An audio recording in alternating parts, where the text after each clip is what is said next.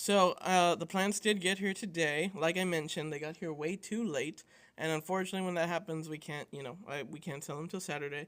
So most people, again, if you want plants, they come in on Saturday. This is Hydrophila. I haven't done a video on plants in a while. I kind of want to go through them. Rotala, and I like showing off the box. It's a smaller leaf. It's gonna be a lot of Rotalas and a lot of Hydrophilas and a lot of Mayacas. We get all our plants from Dustin, so that's a nice red one. This one didn't have a tag though. The only one that doesn't. In reality, it's probably a Luigi, Mayaka or something like that. Probably Rotala, maybe even. I don't know. I didn't really get a good look at it right now. But this Bacopa, I really like the Bacopa. It really is like a stem plant. And I know these are pretty much all stem plants, but that one is really, like, it deserves the name. It has a thick stem, and they look really cool, actually. Even when they don't have a lot of leaves, I kind of like the thickness on it. Kind of like, which one is the other one? Anacharis. Anacharis is a very thick stem. Oh, and same thing for pointy swords. Very big leaves, and the stems are a little bit thicker.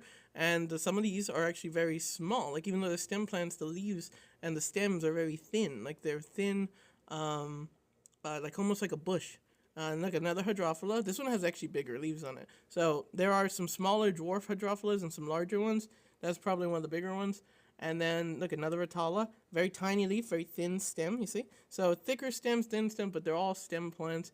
What else? Let me see. There's another one. That's looking like, yeah, Luigia. So Luigia, this one's really cool, but it's very red. And again, this happens with us. I do recommend fertilizers. I'll show them right now.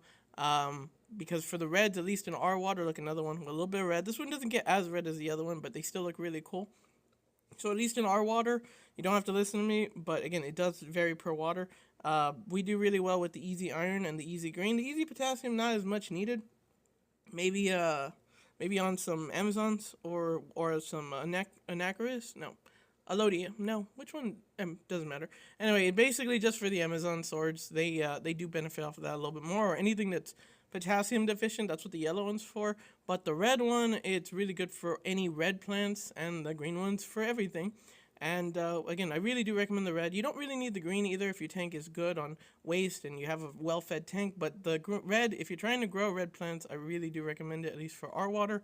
So now we got to put it in these tanks. That's why they're basically empty. Got to throw away all the packaging and everything and put them out. And they'll be out right now.